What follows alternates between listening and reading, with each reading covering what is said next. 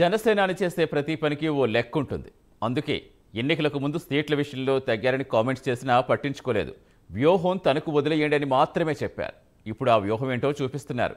సీట్ల నుంచి ఓట్ల దాకా అస్సలు తగ్గలేదని ఇప్పుడు నిరూపిస్తున్నారు. కూటమిలో అధిక ప్రాధాన్యం జనసేనకే దక్కుతోంది. పదవుల్లో పోస్ట్ ప్రయారిటీ జనసేనానిదే అవుతోంది. దీంతో రాజకీయ విశ్లేషకులు సైతం నివ్వెరపోతున్నారు. సేనాని సత్తా ఏంటో తెలుసుకుని ఆశ్చర్యపోతున్నారు. ఇంతకీ కూటమిలో పవన్కి ఎందుకంత ప్రాధాన్యం దక్కుతోంది? దాని వెనుక కథేంటి?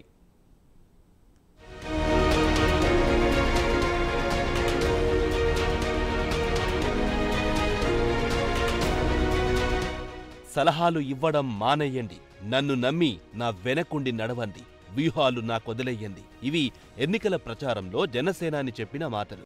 వ్యూహం నాకు వదిలేయండి, జనసేన పార్టీ అధికారంలోకి తెచ్చే బాధ్యత మేము తీసుకుంటాం, వ్యూహం నాకు వదిలేసేయండి. వేల కోట్లు నిధులు లేకుండా కేవలం సైద్ధాంతిక బలంతో ఇన్ని సంవత్సరాల నుంచి నడుపుతా ఉన్నాం. ఇంతమంది పెద్దలు వచ్చారు. అధికారం రాని కుల సమూహాల నుంచి ఈ రోజు దాకా ఎవరు ఒక్కరు కూడా ముందుకు వెళ్ళలేకపోయారు. నేను దాదాపు దశాబ్దం నుంచి నడుపుతా ఉన్నాను. అందుకని ఆంధ్రప్రదేశ్ భవిష్యత్తుకు సంబంధించిన ఎన్నికల వ్యూహం నాకు వదిలేసేయండి. నేను జనసేనని ముందుండి అధికార దిశగా నడిపించే బాధ్యత నాకు వదిలేసేయండి, నన్ను నమ్మండి. ఎందుకంటే నాకు ఏ నాయకులు కూడా వేల కోట్లు వందల కోట్లు ఇచ్చిన వాళ్ళు ఎవరు లేరు. అందరూ చిన్నపిల్లలు, కొత్త వాళ్ళు, ఇంకా అధికారం చూడని వ్యక్తుల సమూహమే. అందుకని వ్యూహం సంగతి నాకు వదిలేసేయండి. అప్పుడు సేనాని మాటలు ఎవ్వరికీ అర్థం కాలేదు. తక్కువ సీట్లు ఎందుకు తీసుకున్నారని సొంత పార్టీలోనే భిన్నాభిప్రాయాలు వ్యక్తమయ్యాయి. అంత తగ్గాల్సిన అవసరం ఏంటని సొంత సామాజిక వర్గం నుంచి విమర్శలు ఎదుర్కొన్నారు. ఇక ప్రత్యర్థి పార్టీ నుంచి అవహేళనకు కూడా గురయ్యారు. అయినా తన లెక్క తనకుంది. కూటమి అధికారంలోకొస్తే ఏం చెయ్యాలో క్లియర్ కట్ పిక్చర్ ఉంది. అందుకే ఎక్కడ బేసజాలకు పోకుండా తన పని తాను చేసుకుంటూ పోయారు. జన సైనికులను మోటివేట్ చేసుకుంటూ ముందుకు కదిలారు. దీంతో ఎన్నికల్లో కూటమి అఖండ మెజార్టీతో విజయం సాధించింది. జనసేన 100% స్ట్రైక్ రేట్తో పోటీ చేసిన ప్రతి సీటును గెలుచుకుంది. దేశ ఎన్నికల చరిత్రలోనే ఎవరికి సాధ్యం కాని రికార్డులు నెలకొల్పారు జనసేనాని.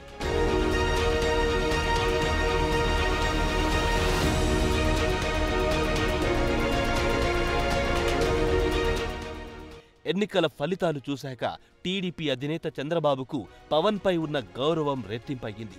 ఈ స్థాయి విజయాన్ని ఆయన తన రాజకీయ జీవితంలోనే చూడలేదని స్టేట్మెంట్ ఇచ్చారు.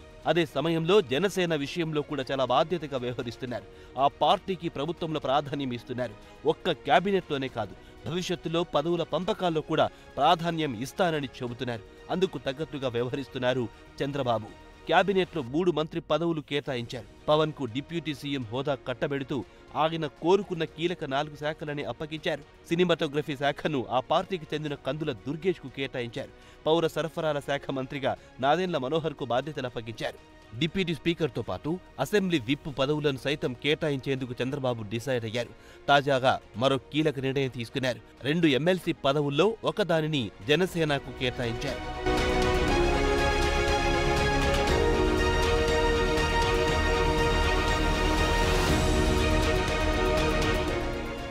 అసలు కూటమిలో జనసేనకు చంద్రబాబు ఎందుకు ఇంత ప్రాధాన్యం ఇస్తున్నారు? ఈ ప్రశ్నే ఇప్పుడు టీడీపీ నేతలతో పాటు రాజకీయ విశ్లేషకులను సైతం విస్మయపరుస్తోంది.